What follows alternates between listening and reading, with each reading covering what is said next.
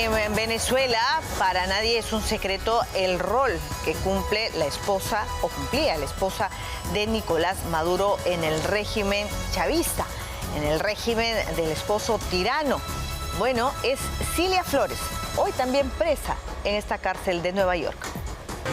Bueno, la coyuntura es realmente impactante, ¿no?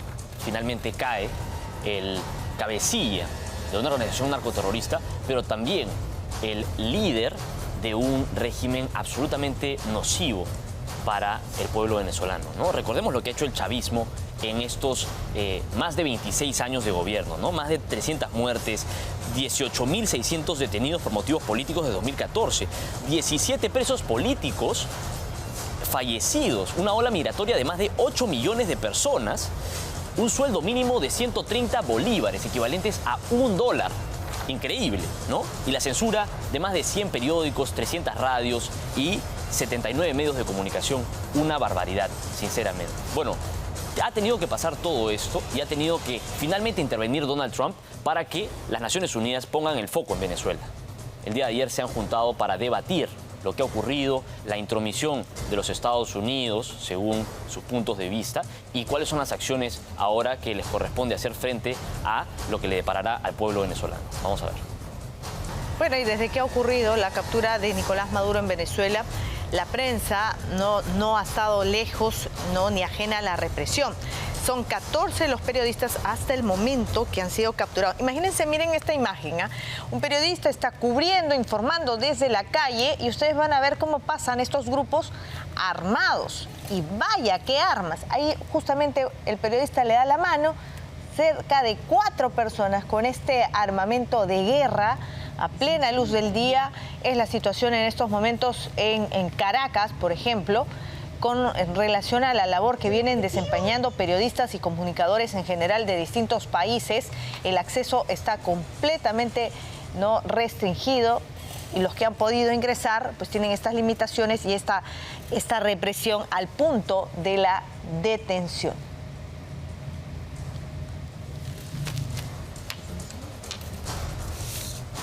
Bueno, ayer nos preguntábamos, yo creo que lo que se está preguntando todo el mundo, ¿no? Sobre todo el pueblo venezolano, ¿quién va a estar a cargo del país y quién va a estar a cargo de esta influencia que ahora tiene Estados Unidos directamente en el gobierno venezolano? Bueno, Donald Trump ya lo ha anunciado, ya ha hablado de los hombres que van a estar a cargo de todo este proceso dentro de Venezuela. Estamos hablando del secretario de Estado, Marco Rubio, y Pete Hegseth, que son el secretario de Guerra también, que son los que estarán a cargo de coordinar la transición en Venezuela. Al equipo también se suman el asesor de seguridad y migración Stephen Miller y el vicepresidente de Donald Trump, que es J.D. Vance. Trump también ha señalado que el grupo trabajará de manera conjunta en los aspectos políticos, de seguridad, de diplomacia, dentro de todo este proceso de reorganización de Venezuela. Asimismo, el mandatario norteamericano también ha mostrado una actitud en pro de que el mando del país lo asuma de forma inmediata Delcy Rodríguez. Indicó que percibe en ella amor a su país. Además afirmó que tiene la sensación de que en Venezuela se va a poder lograr salir de la crisis muy pronto, ¿no? A esto se suman las declaraciones de Marco Rubio, que ha señalado que Corina Machado es una mujer fantástica, pero que la realidad inmediata, como él mismo lo ha dicho, y que es lamentable, es que la mayoría de la oposición de Maduro ya no está en Venezuela para poder respaldarla. Por lo tanto, es un hecho irrefutable que quien dirige en este momento Venezuela son las fuerzas remanentes del chavismo, a las que sí se vuelve compatible la figura de Delcy Rodríguez, ¿no? Y de los hermanos Rodríguez, probablemente, ¿no?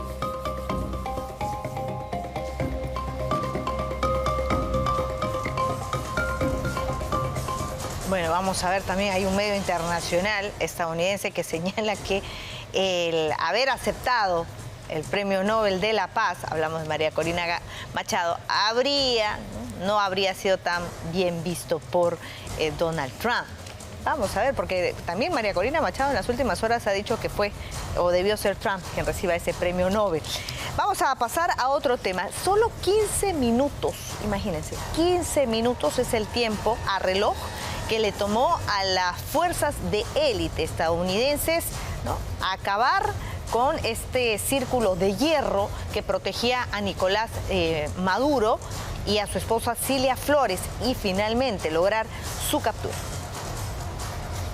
Bueno, retomando lo que mencionábamos sobre María Corina Machado, ella vicepresidenta de Edmundo González, Premio Nobel de la Paz y una férrea opositora del chavismo, está todavía expectante de lo que vaya a determinar el gobierno con respecto a la conducción de Estados Unidos y del régimen actual chavista frente a esta reorganización de Venezuela. Pero lo que sí ha mencionado ella es su gran admiración por la operación que ha conducido Donald Trump y que ha logrado finalizar con la captura del dictador venezolano Nicolás Maduro. Vamos a ver qué fue lo que dijo para Fox News.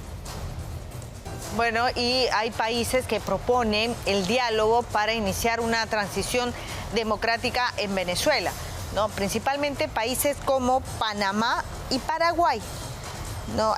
Lo que quieren ellos a través de esa propuesta es solicitar la restitución democrática. Es un pronunciamiento conjunto.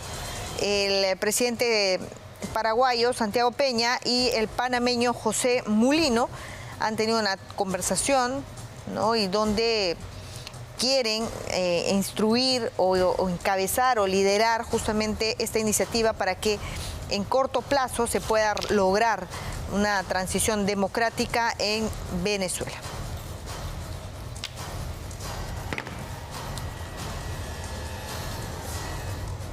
Y el dictador venezolano Nicolás Maduro se mantendrá todavía en el Metropolitan Detention Center, esta prisión en Brooklyn, Nueva York, donde el juez federal Alvin Hellerstein ha ordenado su prisión preventiva tras la primera audiencia celebrada por el Departamento de Justicia estadounidense. El magistrado ha fijado además una nueva comparecencia para el día 17 de marzo de 2026, dentro del proceso penal que se le sigue en los Estados Unidos. Durante la audiencia inicial que se dio el día de ayer, Maduro se declaró no culpable, él y su esposa, de los 4 cargos que enfrenta, principalmente relacionados al narcoterrorismo. Estas han sido la información que ha sido expuesta por los medios de comunicación luego de que la audiencia finalizara.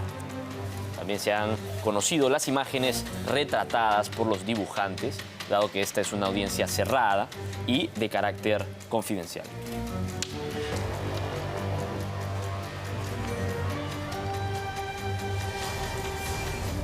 Bueno, para los que defienden a Nicolás Maduro, solamente para que tengan en cuenta, ¿no?, de 28 millones de venezolanos, cerca de 20 están sumidos en pobreza y en algunos casos extrema pobreza, ¿no? Mientras tanto, Suiza ha congelado, luego de esta situación que se diera con su captura, 10.000 millones de dólares en una de las cuentas de Nicolás Maduro. El Consejo Federal anunció el congelamiento de estos activos y de personas vinculadas a Maduro durante el periodo de 4 años. Esto para impedir que los bienes adquiridos de manera ilícita puedan ser transferidos a otro país. Bueno, ahí también, si se comprueba, señalan que los activos congelados fueron obtenidos de forma ilícita. Estos van a ser destinados en beneficio del pueblo venezolano. A esto, ¿no?, también se suma, por cierto, las sanciones ya impuestas contra Maduro desde el año 2018.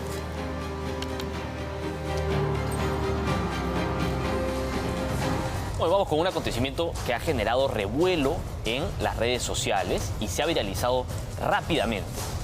Toda la ropa que ha utilizado Nicolás Maduro desde que fue capturado hasta que ha sido llevado al Metropolitan Detention Center está agotada.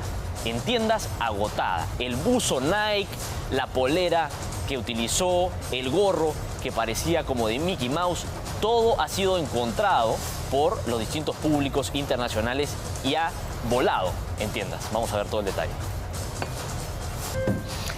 Son las 7:36 y hay preocupación o expectativa sobre qué es lo que va a suceder con los venezolanos que viven en nuestro país hace bastante tiempo, ¿no? Algunos en condición inclusive ilegal por la falta de papeles. ¿Cuál es la situación de ellos actualmente? A continuación.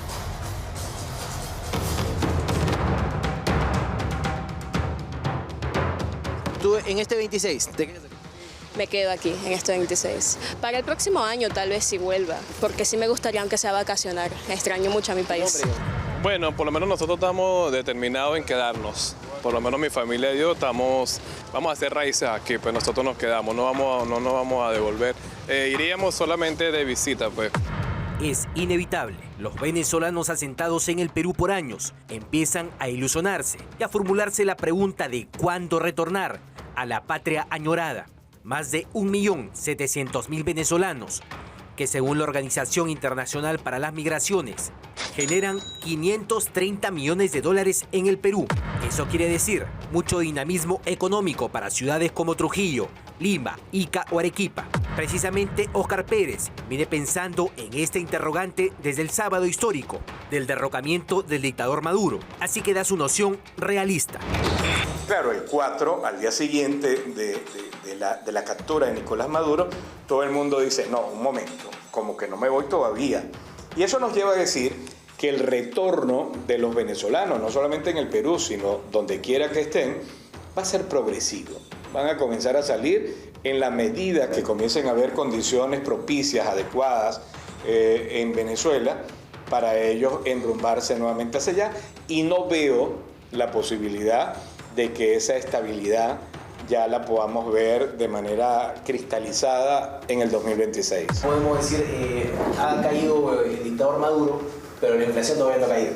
Bueno. Claro, pero es que además puedes decir, ha caído Maduro, pero no ha caído el chavismo. Siguen allí. La inflación histórica de Venezuela y el continuo desabastecimiento no ha cambiado. Siendo realistas, un verdadero rescate económico no se va a dar de la noche a la mañana en este 2026.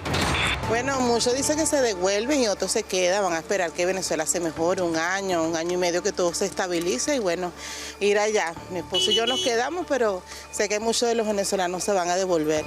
Además, en el sector salud hay que destacar que hay una altísima demanda laboral insatisfecha, no solamente en el Perú profundo, sino de hecho en Lima como ciudad. Entonces, obviamente que esto tendría un impacto bien importante, adverso, el que las personas pensaran en irse repentinamente a Venezuela. Además, millones de familias solo viven exclusivamente de las remesas del extranjero. Bueno, de seguro vamos a ver en Venezuela muchos conciertos de Aguamarina, Corazón Serrano, Son del Duque y estas agrupaciones de cumbia, porque se han enquistado en el corazón de los venezolanos. Y no estoy, probablemente cualquiera pudiese creer que estoy hablando de algo utópico o de una metáfora. No, estoy hablando de una realidad, claro, cultural. Recuperar un país mediante un shock económico puede tomar años. Según el Fondo Monetario Internacional, la descomunal inflación de Venezuela para el 2026 superará el 600%. Bueno, ¿y qué va a pasar con los peruanos que se encuentran, los venezolanos que se encuentran en el Perú, en muchos casos inclusive ya con arraigo, porque tienen hijos nacidos en el Perú, ¿no? Y que son peruanos?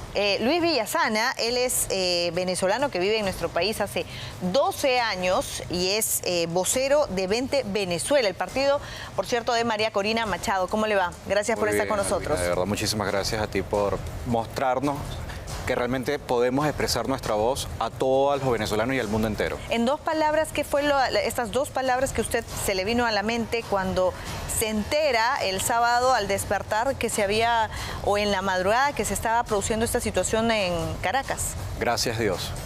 Esas fueron las únicas dos palabras que se me vinieron a la mente, porque ha sido algo que lo hemos esperado durante mucho tiempo, poder visualizar nuevamente el regreso de estos 9 millones de venezolanos que nos encontramos en el exterior a Venezuela para darnos ese abrazo en familia. Así ¿Ustedes tienen permanente comunicación en las últimas horas con María Corina Machado? Con el equipo, sobre todo con el equipo de María Corina, porque obviamente formamos parte de un conjunto organizado que también la apoyamos a ella detrás de cada decisión y acción que se vayan tomando en el momento. Y la indicación es que en algún momento ella retorne a Venezuela, que es lo que se ha estado mencionando en las últimas horas, ¿no? Inclusive Marco Rubio, el secretario de Estado estadounidense, lo que ha señalado es justamente eso, ¿no? Que no hay como el encargo de que asuman el poder porque no están en Venezuela en estos momentos. Claro, ella el día de ayer concedió una entrevista al medio Fox News en Estados Unidos y lo mencionó claramente. Ella, en el momento en el que se den las condiciones, va a regresar. Ese es su compromiso. Sin embargo, tenemos que entender que ella en este momento está ocupando otras posiciones, otros roles más importantes que apremian que definitivamente no sea el momento. Y hay que esperar, igual recopilando la información que ha dicho Marco Rubio, el momento de transición todavía no están las condiciones dadas para que María Corina ni Edmundo regresen en este momento. Ahora, usted me decía, Luis, que cuando se entera de que hay este operativo, lo primero que pensó fue gracias Dios. Este gracias Dios se ha visto complementado con otro tipo de emociones en las siguientes horas a favor y en contra, porque claro, usted mismo menciona, todavía no están dadas las condiciones en Venezuela del todo para que ustedes, por ejemplo, puedan regresar, ¿no? Pero, ¿qué es lo que estaría pasando? ¿Qué es lo que estaría faltando? ¿Por qué es que se está dando esta situación de incertidumbre donde todavía está parte de la cúpula chavista enquistada? Claro, tenemos que entender que no es fácil. Lo dijo el mismo Marco Rubio cuando le preguntaron, oye, ¿por qué no te llevaste a Maduro y no te llevaste a Padrino López? Las dificultades solamente para extraer al principal criminal, al narcotraficante Maduro, que hoy en día está pagando ante la justicia norteamericana, no fue algo sencillo tampoco. Fue una operación de hace muchos meses que ya se venía practicando, incluso en escenarios similares a los cuales se enfrentaron en Caracas directamente. Entonces, por ese lado entendemos perfectamente que esto no puede ser un cambio de la noche a la mañana. Y ellos le han dicho, Marco Rubio está conduciendo este proceso de liberación nacional, de retorno a la democracia, y eso va a tener un periodo de tiempo específico que definitivamente nadie sabe cuánto va a ser, pero nosotros los venezolanos, además de esta alegría que sentimos porque realmente hayan podido poner ante la justicia a Maduro por todos los crímenes de lesa humanidad que ha cometido, realmente, además de eso, estamos pacientes en poder conocer cuál va a ser ese día y ese desenlace final para agarrar nuestras maletas y regresar a casa. Ahora, ¿cuál es su opinión sobre el nombramiento ayer de Delcy Rodríguez? Con respecto a Delcy, lo que tenemos que mencionar es que Delcy forma parte de esta cúpula. No podemos pensar en que realmente ella es la más indicada para llevar esta transición. Recordemos que Delcy ha sido principalmente sancionada por Estados Unidos, por la OFAC, está en este listado por corrupción y por desmantelamiento de la democracia, el ataque contra la institucionalidad de Venezuela, y por otro lado también conocemos casos como el Delcy Gate en España en el 2020. Entonces, definitivamente no tiene Delcy los medios probatorios ni morales para conducir esta transición. ¿Usted cree que haya podido traicionar a Nicolás Maduro? Porque es lo que se está especulando en las últimas horas, ¿no? Que sí hubo un traidor dentro de esta visión chavista, que habría sido Delcy Rodríguez, y que inclusive llegan las informaciones, todavía no confirmadas, por supuesto, de que ella habría estado en conversaciones con Estados Unidos desde el 2018. La información que vemos en medios dan algunas luces de que eso pudiese ser. Yo, como representante y vocero del partido, no puedo atreverme a hacer una opinión o a especular respecto a eso. Yo creo que hay que esperar su tiempo correspondiente y en su momento sabremos realmente qué fue lo que pasó, si realmente hubo una traición, si realmente hubo una entrega o una autoentrega. No lo sabemos hasta el momento, pero lo que sí sabemos es que Maduro y Cilia Flores, su esposa, su partner in crime, están hoy frente a la justicia norteamericana. Pero por lo quirúrgico de esta operación de Estados Unidos, definitivamente hubo allí información que se proporcionó. Definitivamente pareciera que había información donde hicieron el patrón de vida y comportamiento de Maduro, a qué hora se despertaba, a qué hora se tomaba el café, a qué hora iba al baño, etcétera, etcétera, etcétera, y pudieron obviamente determinar el momento preciso, el momento exacto en el que esta extracción era lo más adecuado posible, sin que llegase a entrar en un búnker, por ejemplo, porque ahí sí hubiese sido un poco más complejo su extracción. Vamos a hablar de los venezolanos en el Perú. Se calcula que son 1.700.000. ¿Es correcto el cálculo que ustedes tienen? Según la plataforma de venezolanos RB4, actualmente se está hablando entre 1.600.000 y 1.700.000 venezolanos que estamos haciendo vida acá en el Perú. La mayor parte de este 1.700.000, ¿en qué zona del Perú se encuentran? La mayor parte está concentrado acá en Lima. Estamos hablando entre un 80 o 90%. Yo creo que con el censo que se hizo el año pasado vamos a conocer mucho más detalle y mucho más exacta y precisa la cantidad exacta de venezolanos y su distribución acá en el Perú. ¿Y cuál es la situación, en principio, documentaria de esta masa de venezolanos? ¿Están todos identificados? ¿Están todos con papeles? ¿Cuál es la situación? No, mira, estamos hablando de que hay datos, cifras que varían, incluso no son tan exactas todas en la misma rango, pero por lo menos dentro de la plataforma del Comando con Venezuela, dentro del partido, hemos hecho una encuesta a nivel mundial y Perú, como país clave de la cantidad de migrantes que estamos acá, de migrantes venezolanos acá en el Perú, hemos identificado que la mayor parte estarían ya regularizados. Es decir, estamos hablando entre un 60 y 65%. Hay también un porcentaje que está en proceso, un 15% que está en proceso de regularización y hay otro pequeño porcentaje que definitivamente no está en una condición irregular, que llamamos. Indocumentados. Preferimos el término irregular, porque documentos pueden tener cédulas venezolanas, pueden tener pasaportes vencidos, etcétera, pero están todavía a la espera de que se apersonen a las entidades del Estado para regularizar su situación. Ahora, económicamente, ¿cómo se encuentra esta masa de venezolanos, este 1.700.000? ¿Cuáles son sus condiciones? Bueno, tenemos que entender que el venezolano, independientemente de que gran parte cuenta con estudios superiores también aquí en el Perú, no accede a buenos puestos de trabajo necesariamente, ¿no? Hay limitantes, el hecho de ser extranjero, el hecho de quizás no tener los documentos necesarios, el tema de no tener el reconocimiento entre SUNEDU. Entonces estamos hablando de mucha población venezolana que está en el sector informal, como la mayoría del Perú, ¿no? Sin embargo, también vemos otra situación que está en condiciones sublaborales, donde definitivamente esto lleva entonces es a un salario mínimo, precisamente en donde se mueven estos rangos incluso inferior al salario mínimo. Ahora, ¿ustedes han podido en algún momento conversar con o hacer una encuesta, un focus group, sobre qué porcentaje de este 1.700.000, por ejemplo, podría o estaría dispuesto a regresar a Venezuela? Hemos hecho dentro de esta misma encuesta que se hizo a finales de noviembre del año pasado, y hemos determinado que a nivel global hay... Global es... Mundial. Yo sé, a nivel mundial, ¿cuántos países más o menos? Estamos hablando de 30 países aproximadamente, donde se encuentran los más representativos. Tenemos entre el 60 y 70% de intención de retorno. Ahora, si hablamos del corto plazo, ¿qué es el corto plazo para nosotros? 2 años en el corto plazo, cuando las condiciones también estén dadas, y estamos hablando entre un 20 y un 30% el porcentaje de personas que en este corto plazo se estarían regresando directamente a Venezuela a hacer vida, a regresar con sus familias. Este corto plazo, insisto, va entre 6 meses y 2 años, siempre y cuando las condiciones de retorno sean dadas. 20%. 20, 24%. ¿Y en el Perú? El número se replica, solamente 2% superior al resto de la media global. Es decir, que en el corto plazo, entre 6 y 2 años, hay el 20% de este 1.700.000 aproximadamente que sí podría o sí estaría dispuesto a regresar. Tiene intenciones de regresar en el más corto plazo posible. ¿Y cuáles son los argumentos que más motivan ese retorno? El argumento que más motiva ese retorno es la reunificación familiar.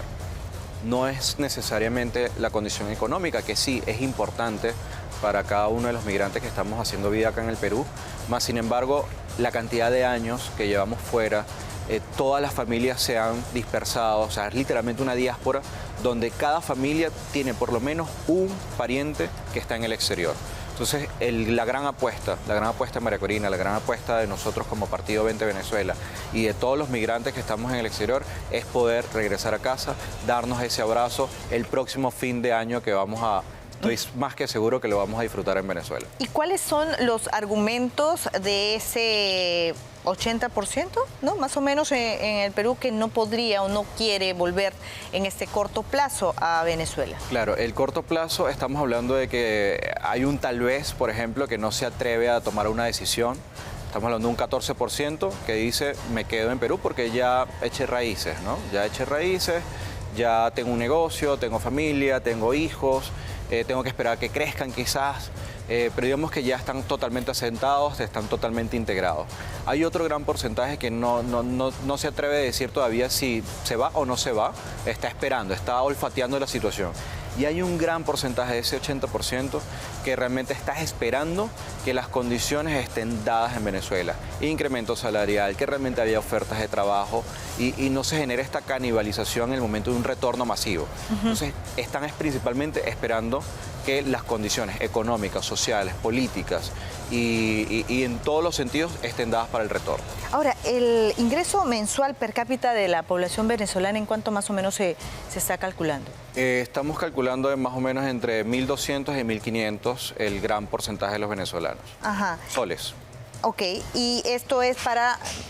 ¿En qué rango de edades? Es decir, la población activamente laboral que hoy por hoy está en el Perú. Mira, ahorita no te tengo el número exacto, me comprometo a compartírtelo cuando publiquemos esta encuesta que todavía está en proceso del análisis de los datos obtenidos, de poder verificar que realmente la información sea contrastada, porque la hicimos presencialmente, la hicimos virtual y estamos haciendo ese contraste. Próximamente vamos a publicarlo, pero estamos hablando de que este gran porcentaje es población económicamente activa entre 18 y 35 años. 18 y 35. Ahora, me mencionaba, Luis, que hay un número, un porcentaje de venezolanos migrantes en el Perú que no han podido regularizar su situación, ¿correcto? Y que ellos estarían dentro de esta masa de informales o informalidad. Estamos hablando de que más o menos la informalidad es el 80%. Obviamente que si no tienes documentos, si no estás regularizado o estás en proceso de regularización, que eso es un caso muy importante, hacemos directamente un llamado a las entidades encargadas de que ese proceso, que estamos hablando de que la última vez que tuve conocimiento eran 300.000 venezolanos que todavía están en un proceso de regularización, en este caso específico de solicitud de refugio. Entonces, hacemos un llamado a las autoridades, a las entidades encargadas, a la cooperación internacional que están viendo estos temas, para que quizás podamos darle celeridad a este proceso, que yo entiendo que es paulatino, hay que hacer el análisis caso por caso, pero estamos hablando de 300.000 venezolanos que todavía siguen especie de tipo un bolsón que siempre se renueva, ¿no? Porque siguen llegando venezolanos que se acogen a esta especie de beneficio que es la solicitud de refugio y mientras tanto quedan en una especie de limbo. Claro. Y es donde están principal cantidad de personas que obviamente no tienen otra opción que irse directamente a la informalidad. ¿Cercana a la pobreza o no? ¿Cómo se mantienen? Tenemos bastante población vulnerable, pero no es la representativa. Estamos hablando de un máximo de 5%, dependiendo también de si vive en Lima, si vive en alguna región, Trujillo, Arequipa, donde estamos en mayor cantidad. Pero sí, no es necesariamente la población vulnerable, existe, pero la gran cantidad de los venezolanos, mira, no tienen de otra opción sino trabajar y vivir mucho del día a día. Claro. Igual que la gran cantidad de peruanos que también viven del día a día y por eso es un país que no se detiene, que sigue adelante porque es necesario para poder comer y subsistir. Ahora, sí, bueno, y en muchos casos también, sí, digamos, lo vemos del lado positivo, los migrantes siempre traen también consigo el consumo, ¿no? Por supuesto. Todos los países. Pagamos IGB, ese porcentaje IGB todos los días también lo estamos pagando, estamos aportando. Nos gustaría aportar mucho más y yo creo que ahí se tiene que crear. Yo creo que ya existen mesas de trabajo con Relaciones Exteriores, con el Ministerio de Relaciones Exteriores, pero hay que viabilizar de alguna manera la forma en cómo no solamente regularizar, sino promover a que el venezolano también pague impuestos, tribute, impuesto a la renta, porque lo que a nosotros nos interesa no es tener venezolanos pobres ni vulnerables, sino venezolanos aportando al desarrollo de cada uno de los países donde nos encontramos. ¿Cuál es la indicación en este caso desde Vente Venezuela, desde María Corina Machado, sobre lo que se viene en este corto periodo, ¿no? Que es post captura de Nicolás Maduro? Usted hablaba que uno de los planes es el retorno. Correcto. Y ciertamente también es innegable estas solicitudes de refugio que permanentemente seguirán llegando, como usted lo menciona. ¿Cómo visualiza que podría darse el siguiente escenario en el entendido de, yo me imagino, si es que ya no está el tirano, ya no está el dictador, el argumento o los argumentos para estas solicitudes de refugio cada vez se van a ir diluyendo más. Entiendo el punto, suena que es lo más lógico, claro, pero el tirano se fue, más sin embargo permanece Delcy, permanece Diosdado, permanece Padrino López. Entonces la transición, estamos en pleno proceso que no sabemos hasta entonces cuánto va a durar, pero más sin embargo la situación real en Venezuela no ha cambiado. Vemos como el día de ayer ya habían 14 periodistas presos, ya habían guardias nacionales en cada una de las carreteras importantes de Venezuela y dentro de las ciudades, amedrentando a las personas, o sea, bajándolos de los vehículos, revisándolos los celulares, a ver si tenían fotos, digamos, apoyando a la extracción que se le hizo a Maduro. Y eso todavía, dice, lo que te dice es, todavía la situación política en Venezuela no se recupera, no están dadas las condiciones. Entonces, mi llamado principal es a todas las autoridades en todos los países, es primero a darle célere trámite a esta situación por un tema humanitario, principalmente porque es un tema de derechos humanos, un tema humanitario, y sé que se están haciendo esfuerzos, mira, grandísimos. Incluso tenemos la disposición del presidente Gerí, que ya ha dicho, adelantado, de hacer todo lo posible para que en el momento en que los venezolanos les toque retornar, se pueda apoyar a esta población que está inminentemente decidida a regresar en el corto plazo. Por otro lado, con respecto a los próximos pasos, ¿a qué es lo que viene?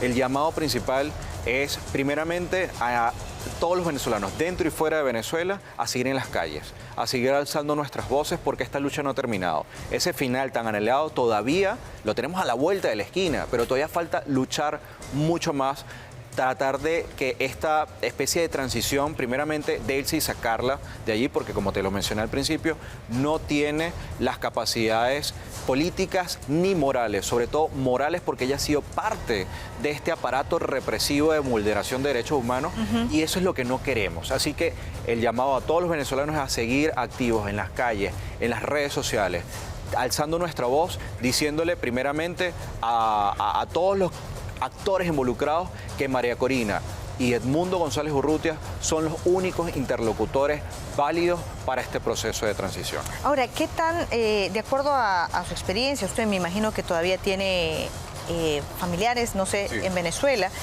y sabe de la situación de cerca en su país, ¿qué tan factible ve usted, por ejemplo, un golpe militar? Que es lo que también se está dejando entrever. Ayer sonaba fuerte esa versión luego de la balacera que se escuchó anoche cerca del Palacio de Miraflores.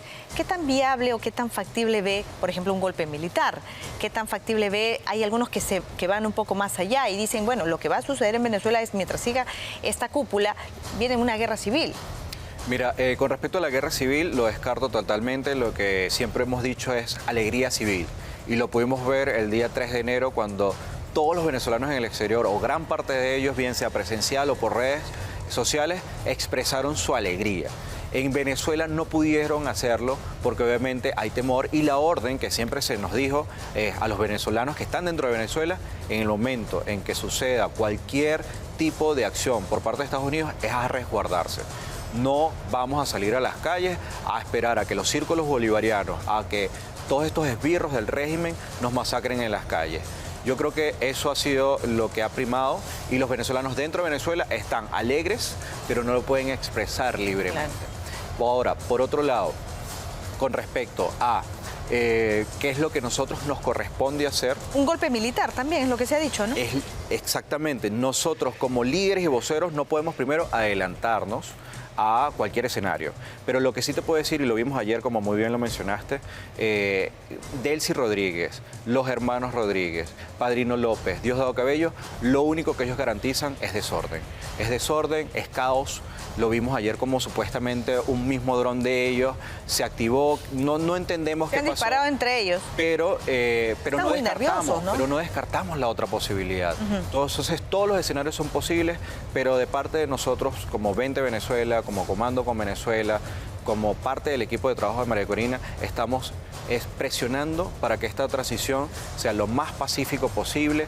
Creo que vamos en buen camino, pero tenemos que ver muestras muestras de voluntad política, de voluntad de cambio de parte de quienes ahorita están controlando administrativamente todavía Venezuela, y lo primero que tienen que hacer es liberar a esos más de 800 presos políticos, civiles y militares que aún siguen en las mazmorras del régimen. Eso es justamente la insistencia que se ha hecho, ¿no? Y que no lo ha mencionado, por cierto, Estados Unidos, ¿no? ¿Qué va a pasar con estos presos? Que sería la primera acción que deberían tomar. ¿Cuál es la situación? Y con esto termino, le agradezco muchísimo por haber estado acá, Luis.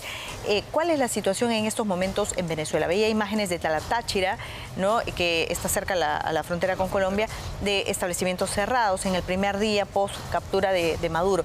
¿Qué es lo que le informan con relación, por ejemplo, acceso a alimentos de la canasta básica, servicios? ¿Cómo está la situación? Sí, con respecto a ese tema, obviamente el venezolano creo que también lo agarró de sorpresa esta situación, a pesar de que siempre había voceros que decían no, guarden alimentos, etc.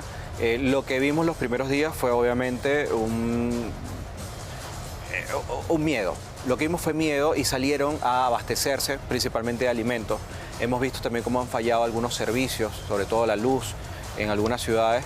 Esperemos que no estemos hablando de un desabastecimiento, esperemos que esta transición, que yo creo que era lo que apuesta Estados Unidos, es que no se genere el caos, que no se genere un caos ni una ingobernabilidad, y esperemos que eso siga marchando administrativamente bien, sin que el país se detenga, pero que realmente haya voluntad de soltar el poder, de entregarle el poder a quien lo merece, que es Edmundo González Urrutia, es María Corina Machado como líder única de todos los venezolanos en Venezuela. Y en esa línea política, ¿le sorprende que hayan políticos en el Perú que apoyen a Nicolás Maduro y que se hayan pronunciado en contra de su captura? No me sorprende, es parte del escenario político en general. Siempre va a haber personas que apoyan a unos u a otros, más sin embargo, yo creo que el llamado acá es a entender que esto es un tema que va más allá de la política. Es un tema de defensa de los derechos humanos de los venezolanos que han sido vulnerados año tras año. Estamos hablando de más de 18.000 personas que han sido víctimas de torturas. Estamos hablando de más de 8.000 casos documentados de violaciones de derechos humanos frente a la ONU. Entonces, yo invito a cada uno de esos voceros y a esas personalidades que expresan su apoyo a Nicolás Maduro a que hagan un acto de reflexión y realmente podamos todos en conjunto entender que esto es una crisis humanitaria, que en el Perú lo vivimos todos en general, y para muestra son 1.600.000, 1.700.000 venezolanos que tuvimos que emigrar forzosamente a este país porque en Venezuela no nos podíamos quedar. Muy bien. Luis Villasana, muchísimas gracias. Recuerda que eres vocero de 20 Venezuela y tienes mucho tiempo ya. Casi peruano ya. Casi. Muy bien, Luis Villasana ha estado con nosotros. Vamos a seguir hablando a propósito de celebraciones. Hay, ¿no?, estos vítores que se han dado en el mundo con relación a quienes festejan la caída del tirano. Bueno, hay también autoridades en nuestro país que se han pronunciado sobre la situación en Venezuela. En principio, el presidente José Gerí, pero también el titular del Congreso. La captura del dictador venezolano Nicolás Maduro causó un terremoto político en Latinoamérica. Gobiernos de izquierda como México, Colombia o Chile se mostraron en contra de la intervención de Estados Unidos, mientras que la gran mayoría celebró el inicio del fin de la opresión chavista. Por su parte, el presidente del Perú, José Gerí, felicitó la acción del gobierno de Trump y aseguró que esto le da un impulso al país para seguir mejorando.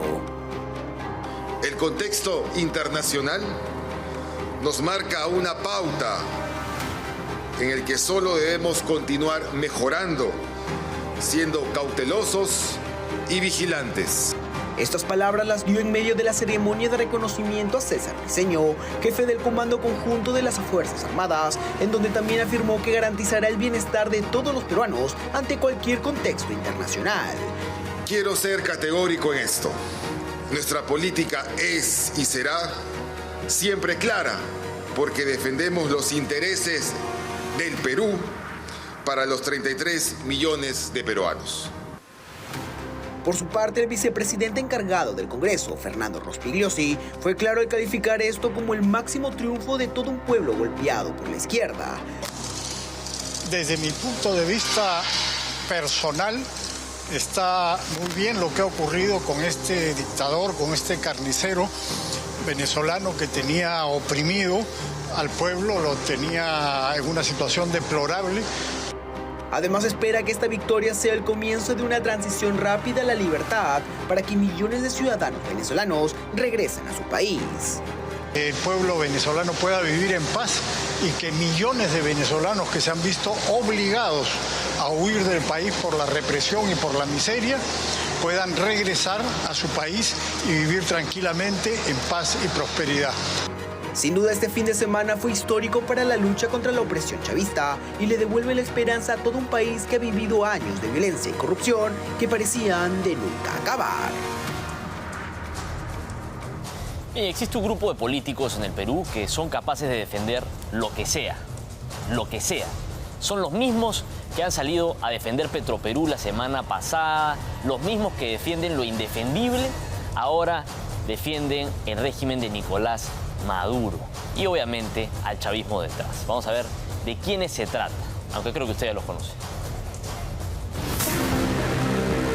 La caída de Nicolás Maduro podría revelar la influencia del régimen venezolano en la política de nuestro país.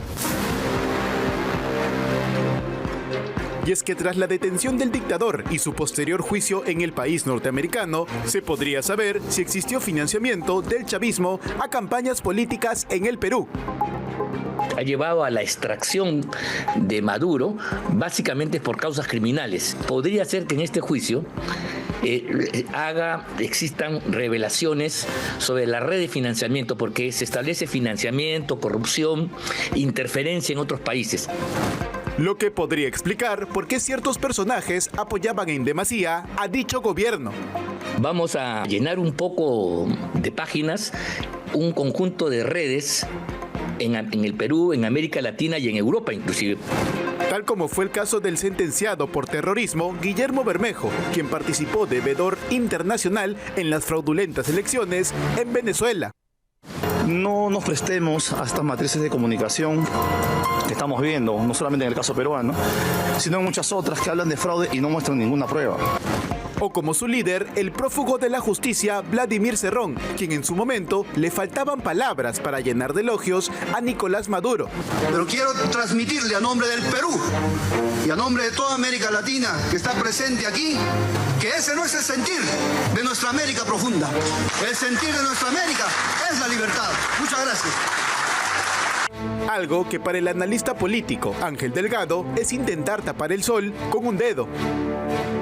No fueron veedores, fueron a dar testimonio y fe del fraude que se montaba contra el pueblo venezolano, porque si ha habido algo que ha sido grotescamente fraudulento, fueron esas elecciones del 24 de julio del año 2024.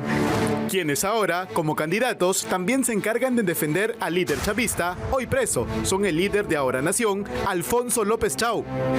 Desde Ahora Nación, condenamos toda la intervención militar de un Estado en el territorio de otro y reafirmamos la importancia de respetar el derecho internacional. Y el representante de Juntos por el Perú, el actual congresista de izquierda, Roberto Sánchez. Rechazamos la agresión militar contra Venezuela. Nos hacen expresar nuestro total rechazo a la agresión militar e invasión a la soberanía del pueblo venezolano. Uno que tampoco se quedó atrás fue Raúl Noblecilla, el candidato recogido por las arcas de Podemos Perú, encabezado por el investigado José Luna. Los yanquis no tienen valores democráticos, son terroristas, son asesinos. ¡Viva América Latina libre! ¡Yanquis go home! Y no olvidemos las famosas valijas diplomáticas, aportes ilícitos que habría recibido Ollantumala por parte del gobierno de Hugo Chávez para el financiamiento de sus campañas electorales del 2006 y 2011. Pone en evidencia el financiamiento ilegal que viene de esta fuente que nunca se explicita y que además queda en la oscuridad. Pero en todo caso, sobre eso ya se avanzó en un proceso judicial. Sin duda, el chavismo contó con muchos defensores en nuestro país que pretendían negar el sufrimiento de toda una nación sumida en una dictadura, por lo que ahora se espera saber si era por convicción o beneficio.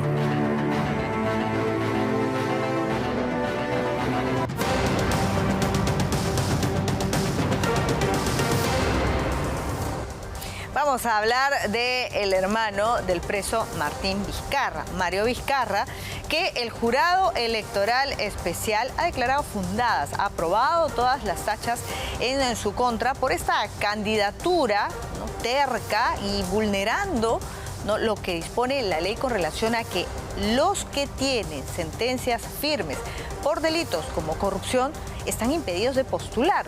Bueno, él insiste y asegura que van a apelar. Se desploma la candidatura de Mario Vizcarra. El Jurado Electoral Especial Lima Centro 1 aceptó las tachas en su contra y declaró improcedente su inscripción. No puede prosperar este tipo de candidatura. Y él lo que pretendía era tener una bancada consistente para seguramente hacer presión política para que él pueda salir de la cárcel. Ese sueño de opio se ha desvanecido. El excongresista Juan Sheput asegura que Mario Vizcarra ya estaría fuera de carrera. El Jurado Nacional de Elecciones no tiene otro destino que ratificar lo dicho por el Jurado Electoral Especial, pues la ley es clarísima. De confirmarse esta decisión ya por el Jurado Nacional de Elecciones, ¿qué ocurriría? Claro, la fórmula quedaría fuera. El todavía candidato cuestionó la decisión del Jurado Electoral Especial e indirectamente se refirió a una apelación. Confiamos plenamente en que el jurado pondrá orden, corregirá este despropósito y hará respetar la Constitución. No me van a doblegar. José Naupari, experto en derecho electoral, señala que pese al escenario adverso para el mayor de los Vizcarra, aún les queda una esperanza. Hay 50% de posibilidades de que el señor Vizcarra continúe en carrera, en tanto y en cuanto incluso este propio Jurado Electoral Especial reconoce que hay varios amparos en los cuales el Tribunal Constitucional le ha ordenado al Jurado Nacional de Elecciones que inaplique el impedimento permanente contra la administración pública. Pero el expresidente del Tribunal Constitucional, Carlos Messía, es tajante al señalar que no es viable la candidatura, aun si recurre al Poder Judicial o al Tribunal Constitucional. El amparo electoral, como se entiende la impugnación por la vía procesal de la resolución del Jurado Nacional de Elecciones, no detienen el calendario electoral. Entonces el tribunal, y además, antes de que llegue al tribunal, tiene que pasar por el Poder Judicial en doble instancia.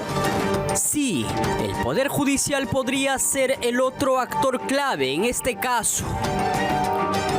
Que haría bien el Poder Judicial en no entrometerse en asuntos que solamente le corresponden al ámbito electoral. La gran incógnita es a dónde irán a parar los votos de los seguidores de Vizcarra. ¿Se repartirán entre cuáles candidatos? Este revés podría redefinir el mapa electoral donde todo puede pasar.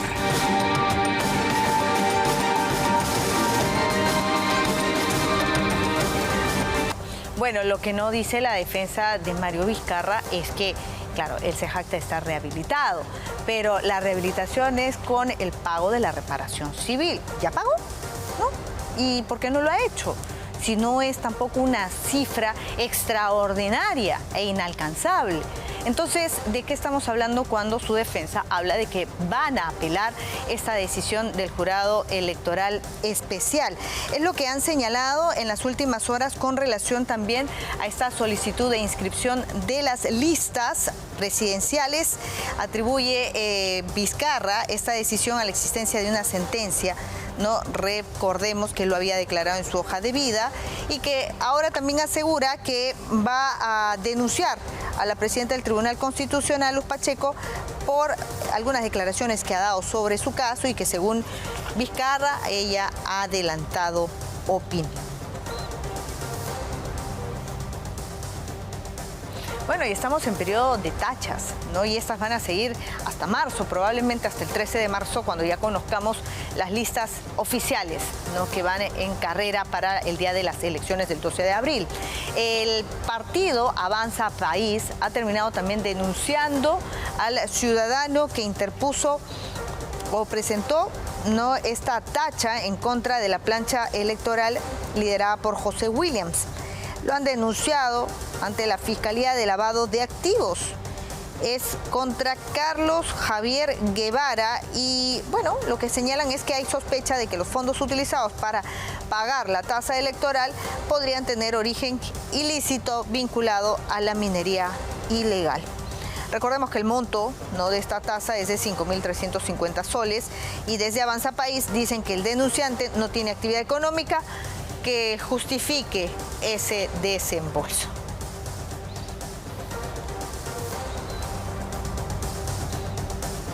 Bueno, y es que también desde el Jurado Electoral Especial han declarado fundadas algunas tachas presentadas contra la candidatura de José Williams de Avanza País por presuntas inconsistencias en la información de su declaración jurada de hoja de vida. La tacha ha sido interpuesta por un ciudadano que había cuestionado los ingresos que declaró Williams. Bueno, José Naupari, que es experto en derecho electoral, ha dicho que mientras la resolución no sea confirmada en segunda instancia, Williams todavía puede seguir como candidato en carrera. Bueno, y en concreto, lo que tenemos al momento, al día de hoy, son 33 candidaturas que están inscritas ya de manera oficial, de manera formal, en el jurado, que se han logrado inscribir estas planchas presidenciales. Hoy Renovación Popular ha resuelto las 2 tachas que le habían impuesto a la fórmula presidencial y a sus listas de candidatos. Están pendientes Avanza País, Perú Primero. Todavía tienen observaciones, como hemos visto. Según la web del Jurado Nacional de Elecciones, primero la gente, este partido, tiene pendiente por resolver todavía el caso de su inscripción.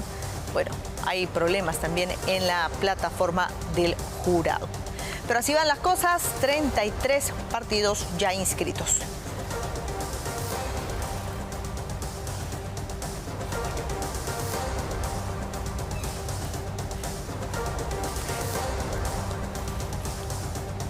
Son las 8:21, seguimos con la información con Alfonso.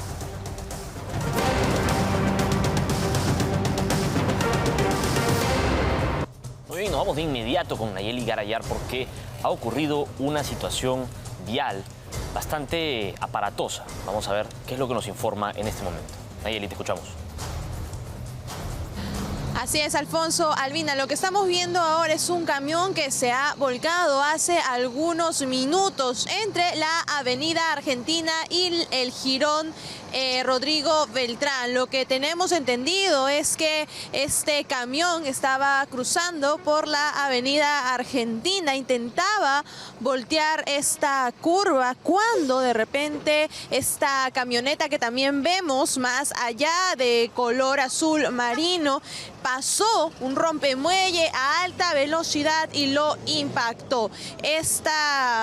Este vehículo no se dio a la fuga, la policía logró intervenirlo ya, ahora están haciéndose las diligencias. Sin embargo, este camión que transportaba harina cayó junto con el conductor. Dentro estaba esta persona que afortunadamente no está herida, no desea brindar declaraciones, pero afortunadamente está fuera de peligro. Ahorita los bomberos están haciendo los trabajos para poder estabilizar este vehículo y puedan también llevárselo, ya que está ahora ocasionando algo de tráfico, más que nada en esta paralela de la Avenida Argentina. Un patrullero de Serenazgo ha cerrado el pase ahora para evitar este congestionamiento, para que demás personas puedan transitar y también los bomberos puedan trabajar en el lugar. Y ahora los vehículos se están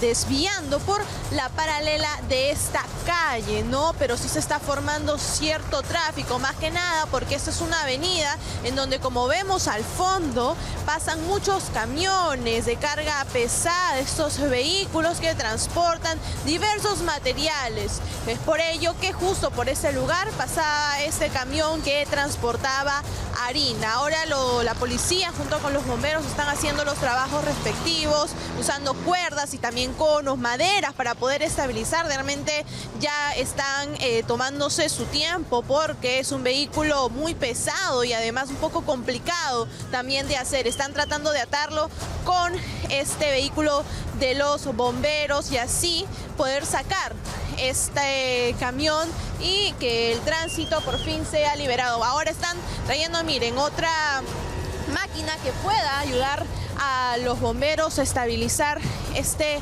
vehículo de carga pesada, ya que con la madera no se pudo. Y bueno, vamos a esperar en estos minutos lo que pueda suceder. Afortunadamente no hay heridos, compañeros, se puede afirmar eso. El conductor está fuera de peligro, pero ya se están haciendo las diligencias, ¿no?, para que se sepa exactamente quién fue el responsable de este accidente.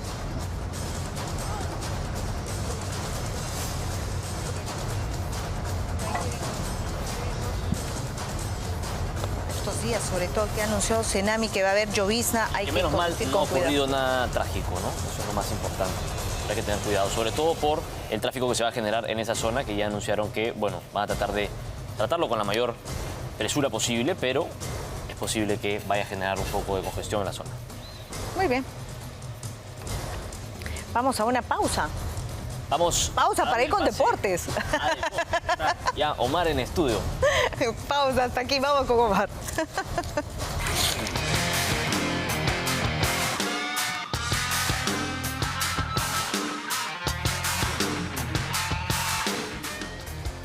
Claro, ¿cómo están? Buenos días, Albina, Alfonso, gracias, ¿cómo están? Bueno, hay una noticia que va tomando fuerza cada minuto que pasa y es la posibilidad de que Alianza Lima contrate a Luis Advíncula. Luis Advíncula, que hace ya un buen tiempo, que es un jugador que en Boca no es prioridad, a pesar de su excelente relación con Juan Román Riquelme, que lo quiere mucho Advíncula, que tiene contrato todavía hasta diciembre del presente año.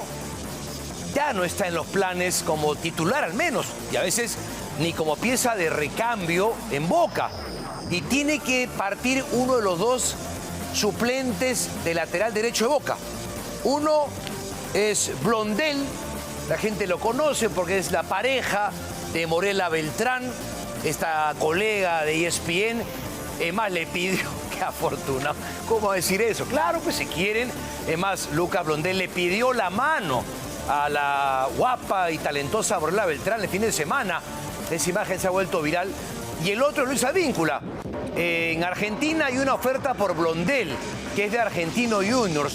Y aparentemente la oferta por Lucho Advíncula es de Alianza Lima. Alianza Lima no tiene un lateral derecho con jerarquía, consolidado.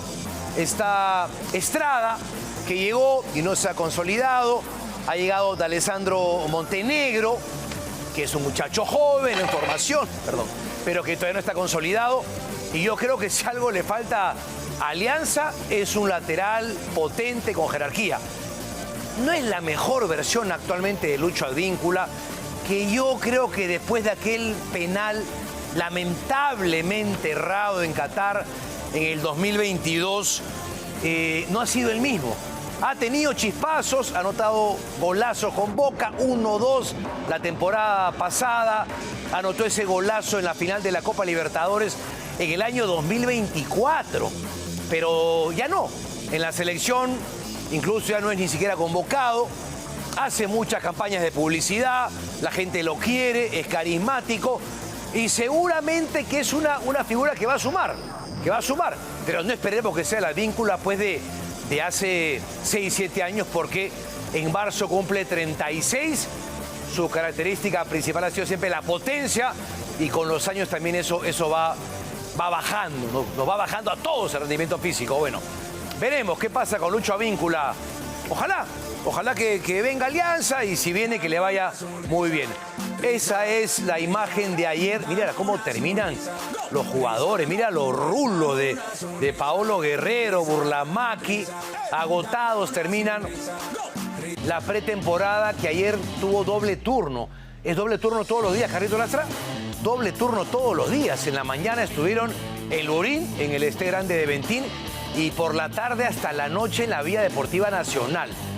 Pablo Guede, si algo sabemos le faltaba a Alianza, era pues esa concentración, ese compromiso de algunos jugadores. Esta imagen es por la noche, las imágenes del equipo de Willax Deportes, encabezado por el señor Luis. Permiso, muchachos. Por Lucho, ¿no? Luis Espino, gran trabajo. Luis Espino estaba ahí, a puertas de la Videna, tratando de sacar las palabras a Paolo Guerrero, que ya anunció que es su última temporada. O sea, esta es la temporada en la cual Paolo se despide a los 42 años del fútbol y en la cual Alianza está haciendo todo lo posible en contrataciones para ganar el torneo. Ya hace Alianza, que ha hecho la mayor inversión de la historia del fútbol peruano esta temporada y que podría sumar al vínculo en las próximas horas. No consigue el título, que puede pasar, ¿eh? Le pasa a Boca, le pasa a River en Argentina, que contratan todo y no campeonan, pero veremos qué pasa con Alianza Lima. Escuchemos a los protagonistas, a Luis Ramos, flamante contratación de Alianza, y a Billy Vizcarra. Muy importante. Bueno, acá me informa el señor Rumich en la producción, hincha de la U, pero bueno, como buen profesional y de Grau también, pendiente del tema de Alianza, y en este instante se está comentando también la posibilidad de que Brian Reina de Belgrano de Córdoba, que no se fue también de Alianza, que juega poco en Belgrano de Córdoba, quizás los dos agarran un avión o se van en el barco que cruza Río de la Plata y se van los dos juntos, porque esta noche Alianza se va al aeropuerto y a primeras horas de la madrugada viaja a Uruguay. ¿Quién sabe? Los dos juntitos, Brian Reina y Lucho Advíncula, viajan del fútbol argentino, de la primera. Imagínate ya si contratan a Lucho Advíncula y a Brian Reina, el Dream Team de Alianza. Repito, el hecho de que tú contrates, inviertas millones, no te asegura la liga. O sea, puedes tener muchos nombres, pero va a depender también del entrenador y de los jugadores. La directiva hace un enorme esfuerzo económico para contratar, la verdad, que jugadores caros y algunos de muy buen nivel. Bueno, Universitario de Deportes arrancó su pretemporada. La situación es totalmente diferente, pero yo la entiendo. Cuando eres tricampeón, puedes tomar las cosas con bastante más calma. Yo sé que el hincha quiere el tetra, que no lo ha conseguido nadie en la historia del fútbol peruano, pero claro, la obligación es diferente. Se la ha ganado en la cancha la U. Y el hincha, bueno, no está muy contento porque este hombre, Jesús Castillo, se comenta que tiene una oferta de México y podría partir. Pero tienes ahí a Alex Valera, el 9, el killer, William Rivero, que regresó de vacaciones medio molesto, y yo lo entiendo, porque hay una parte de la hinchada que no lo quiere a Tarzán. Pero Tarzán ha hecho goles importantes y es tricampeón, se lo ha ganado en la cancha. De vez en cuando Quino comete un blooper. Puede pasar. Trabajo de arqueros. Ha vuelto Diego Romero, que va a ser el número 1 de la U. Y este no es un dato menor para enorgullecer el pecho del hincha crema. Por cuarto año consecutivo, Universitario fue el club que más hinchas llevó a la cancha. Solo en la Liga 1, 660.153. Alianza le sigue con 441.000. Claro, Matute más chiquito, pero también ha reventado todo el año. Cristal tercero con 180.000. Melgar cuarto con 155.000. Es el cuarto año que la U tiene la mejor taquilla, o sea, la mejor cantidad de hinchas en la cancha. 4 años. Bueno, Diego Churín, sí señores, a sus detractores. A ver, que le saque roncha. Porque Diego Churín va a jugar en la primera división de la Argentina, en el Sarmiento de Junín. Bueno, tiene un buen representante que sabe encontrarle un buen equipo. Y esperemos, muy correcto, muy querido, buen compañero, pero ¿cuántos goles anotó Churín? 5, ¿no? ¿Anotó 5 goles? No, 28 partidos, 5 goles anotó Churín.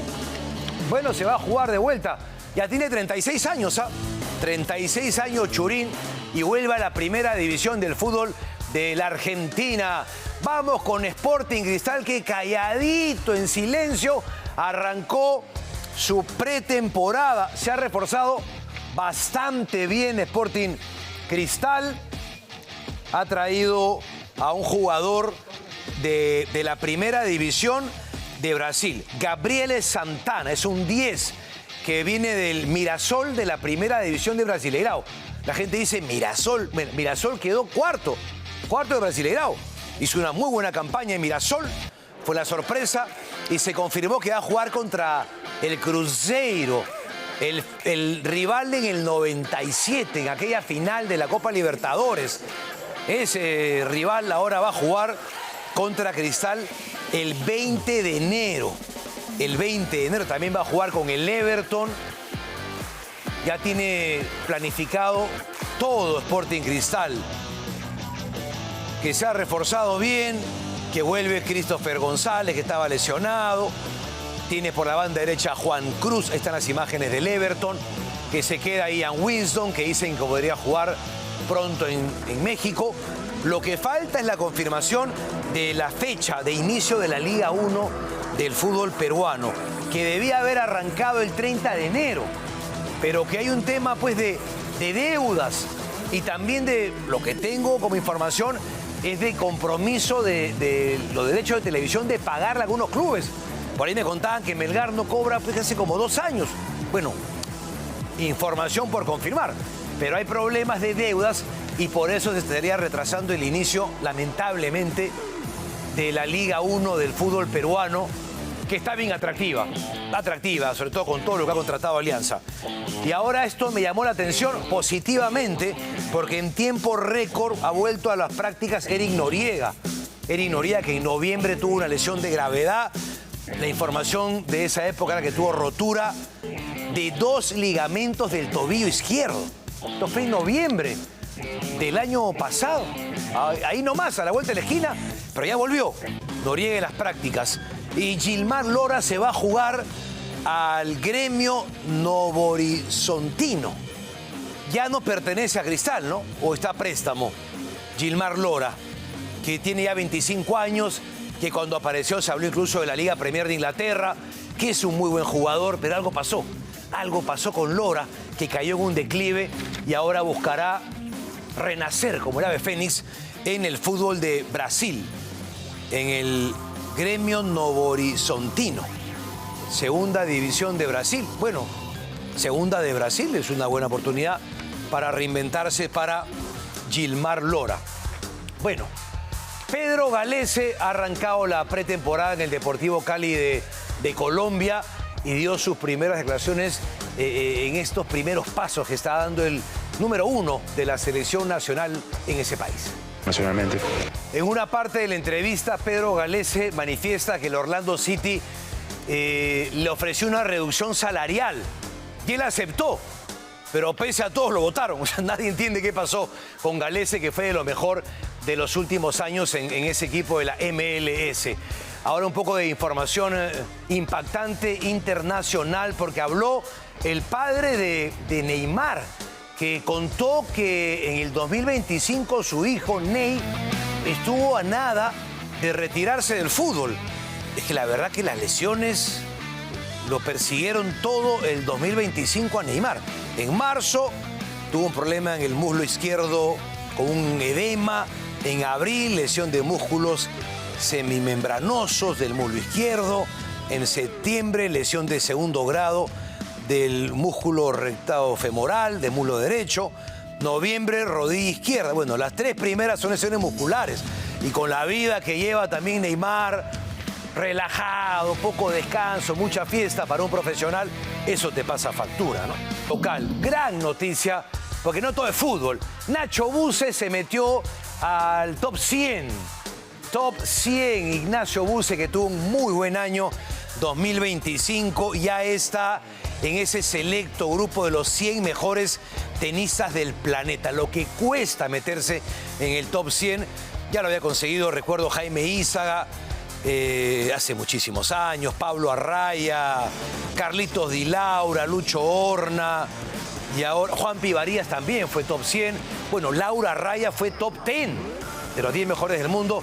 E Ignacio Buse arranca el 2025 entre los 100 mejores tenistas del mundo. Llegar es complicado, mantenerse es muy complicado, pero estamos seguros que Nacho Buse puede hacerlo. Vamos, Nacho, vamos, Ignacio Buse, tras una temporada histórica de ensueño en el año 2025. Bien, bien por Nacho Buse. Bloque de curiosidades deportivas. Miren lo que le pasó a Nico Tagliafico en el arranque de los primeros partidos del año en la Liga Francesa de Primera División. Dios mío santísimo. Nico Tagliafico, en el triunfo de Olympique de Lyon frente al Mónaco, fue víctima de una durísima infracción de Mamadou Koulibaly. Para ir cerrando, ahora que arrancó el verano con todo nuestro país, en algún lugar del mundo. Acá he visto unos perritos en la Costa Verde que surfean mejor que este. Con todo respeto a Rosy Drotar, esta perrita surfea bien, pero no es competencia, no es chauvinismo, pero he visto perritos peruanos, aparte de Saulita, hasta Carlitos Latra en Pititabla la puede correr. Bueno, en Wallon amamos el deporte, sabemos que cada entrenamiento es un desafío y cada competencia es una meta por conquistar. Wallon ha inaugurado una tremenda tienda en San Juan de Lurigancho, en el Girón Ruiseñores 922, frente a la puerta 2 del Mall Aventura. Ya sabes que Wallon tiene la mejor ropa deportiva del país. Tiene una tienda bellísima en Punta Hermosa, en el Boulevard Punta Mar. Tiene 36 años vendiendo en 28 tiendas por todo el Perú. La mejor ropa, gracias Carlitos Latra, las mejores pelotas, diseñas ropa para tu equipo, la mejor ropa Wallon, zapatillas, chimpunes y mucho más en equipamiento, porque Wallon también puedes comprarlo desde tu casa en la mejor página que es wallon.com.p. Wallon, amor por el deporte. Bien, hacemos una pausa cortita y rápidamente más información en Al Día con Winners.